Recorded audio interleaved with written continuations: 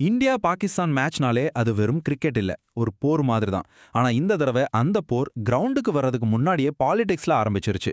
World கப்ல India கூட ஆட மாட்டோம்னு பாகிஸ்தான் சொல்லியிருக்கிறது மொத்த கிரிக்கெட் உலகத்தையுமே ஒரு உலுக்கு உலுக்கி இருக்கு. இது சும்மா ஒரு மேட்சை பாய்காட் பண்றதா, இல்ல இதுக்கு பின்னாடி பெரிய அரசியல் கணக்கு ஏதாச்சும் இருக்கா? வாங்க இத பத்தி தான் நம்ம ஆழமா பார்க்க போறோம். ஆட்டம் ஆரம்பிக்கிறதுக்கு முன்னாடியே முடிஞ்சு போச்சு. இந்த ஒரு லைன் போதும் இந்த பிரச்சனையோட ஆழம் என்னன்னு புரிஞ்சுக்கிறதுக்கு. இங்க பேட்டும் பாலும் மோதுற சத்தத்தை விட அரசியல் காய்கள் நகர்த்தப்படுற சத்தம் தான் ஜாஸ்தியா கேக்குது. சரி, இந்த மொத்த விஷயத்தையும் நாம ஒன்னொன்னா பிரிச்சு பார்க்கலாம். முதல்ல இந்த வேர்ல்ட் கப் பாய்காட்னா என்னன்னு பார்ப்போம். அப்புறம் இதுக்கும் பங்களாதேஷுக்கும் என்ன சம்பந்தம் தெரிஞ்சுக்கலாம்.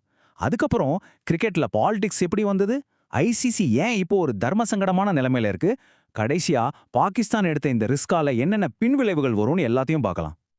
சரி, வாங்க பகுதிக்கு போலாம். வேர்ல்ட் கப் பாய்காட், இந்த ஒரு விஷயம்தான் இந்த மொத்த பூகம்பத்துக்கும் மையப்புள்ளி. ஆமாங்க, பிப்ரவரி 15ஆம் தேதி நடக்க இருந்த அந்த மேட்ச் இனிமே நடக்காது. கிரிக்கெட் உலகத்தோட மிகப்பெரிய எதிரிகளான இந்தியாவும் பாகிஸ்தானும் மோதுறதை பார்க்க கோடிக்கணக்கான ரசிகர்கள் காத்துட்டு இருந்தாங்க. அவங்க எல்லாருக்கும் இது ஒரு பெரிய ஷாக். பாகிஸ்தானோட இந்த முடிவு ஒரு சுனாமி மாதிரி மொத்த கிரிக்கெட் உலகத்தையும் தாக்கி இருக்குன்னு தான் சொல்லணும். ஆனா இங்க தான் ஒரு இன்ட்ரெஸ்டிங்கான ட்விஸ்ட் இருக்கு. பாகிஸ்தான் முழு வேர்ல்டு கப்பையும் பாய்காட் பண்ணல. மற்ற டீம் கூட எல்லாம் ஆடுவோம், ஆனா இந்தியா கூட மட்டும் ஆட மாட்டோம்னு சொல்றாங்க. அப்போ இது சும்மா ஒரு பாய்காட் கிடையாது இல்லையா, இது ஒரு டார்கெட்டட் மூவ். அப்போ இதுக்கு பின்னாடி இருக்கிற உண்மையான காரணம் என்னவா இருக்கும்?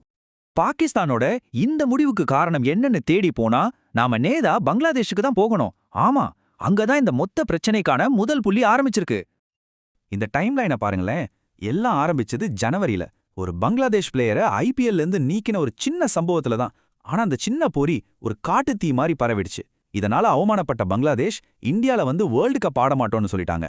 உடனே உலகத்திலே பணக்கார போர்டான பிசிசிஐயோட அழுத்தத்தால ஐசிசி என்ன பண்ணுச்சு தெரியுமா, பங்களாதேஷே டோர்னமெண்ட்ல இருந்து தூக்கிட்டாங்க.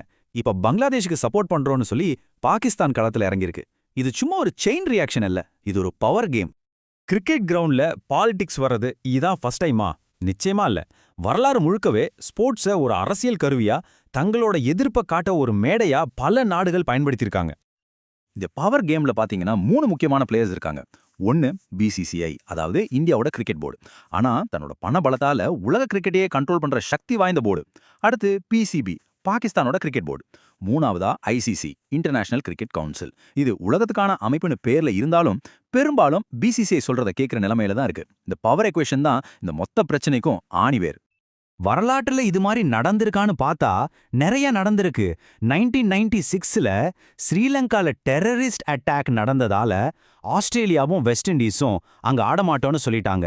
அதே மாதிரி 2003ல ஜிம்பாப்வேல இருந்த அரசியல் பிரச்சனைக்காக இங்கிலாந்தும் பாதுகாப்பு காரணம் சொல்லி நியூசிலாண்டும் கென்யாவில் ஆட மறுத்தாங்க. அதனால பாகிஸ்தான் பண்றது ஒன்னும் புதுசு இல்ல.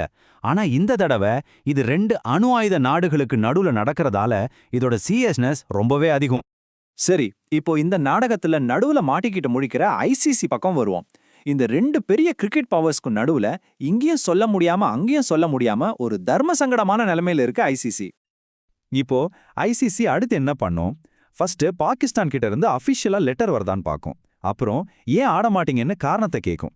அந்த காரணத்தை அதோட ரூல்ஸ் புக் கூட ஒப்பிட்டு பார்த்து கடைசியா தன்னோட முடிவை சொல்லும். கேட்கறதுக்கு இது ஒரு ஆஃபீஸ் ப்ராசஸ் மாதிரி இருந்தாலும் இதோட ரிசல்ட் ரொம்ப பெருசா இருக்கும். இங்கதான் பாகிஸ்தானுக்கு ஒரு பெரிய செக் வச்ச மாதிரி ஆயிடுச்சு. ஒருவேளை பங்களாதேஷுக்கு சப்போர்ட் பண்ணி தான் ஆடலன்னு ஓப்பனா சொன்னா ஐசிசி ரூல்ஸ் படி அது பாலிடிக்ஸை உள்ள கொண்டு வர்றது மாதிரி. அதனால பெரிய ஃபைன், ஏன் தடை கூட விதிக்கலாம். சரி, அதை விட்டுட்டு சேஃப்டி மாதிரி வேற ஏதாவது காரணம் சொன்னா அப்போ பங்களாதேஷை கைவிட்ட மாதிரி ஆயிடும். எதுக்கு இந்த பாய்காட்டே பண்ணாங்களோ அந்த நோக்கமே போயிடும். முன்னாடி போனா கடிக்கும், பின்னாடி போனா உதைக்குங்கிற நிலைமை தான். சரி, பாகிஸ்தான் ஆடின அந்த பெரிய சூதாட்டத்துல என்னென்ன விளைவுகள் இருக்குன்னு பார்க்கலாம். இதுல அவங்க ஜெயிச்சா சவுத் ஏசியா பாலிடிக்ஸ்ல அவங்க ஒரு பெரிய சக்தியா மாறுவாங்க. ஒருவேளை தோத்துட்டா பாகிஸ்தான் கிரிக்கெட்டோட எதிர்காலமே ஒரு பெரிய கேள்விக்குறியாயிடும்.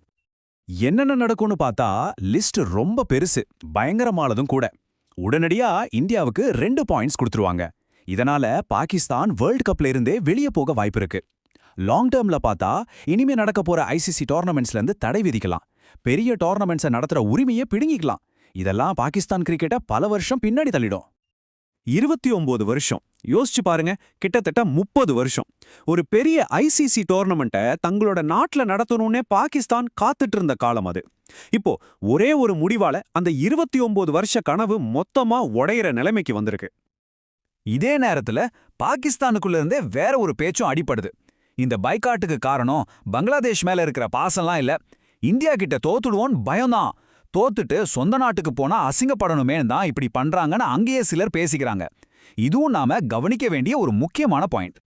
கடைசியா ஒரு கேள்வியோட நான் உங்களை யோசிக்க வைக்கிறேன். கோடிக்கணக்கான டாலர் பணம், நாட்டு மரியாதை, அரசியல் அதிகாரம்னு இவ்ளோ விஷயங்கள் சம்பந்தப்பட்டிருக்கும் போது நாம பாக்குற அந்த கிரிக்கெட் வெறும் ஒரு விளையாட்டு தானா, இல்ல கிரவுண்டுக்கு வெளியே நடக்கிற ஒரு பெரிய ஆட்டத்தோட நிழல் தானா இது? நீங்க நினைக்கிறீங்க?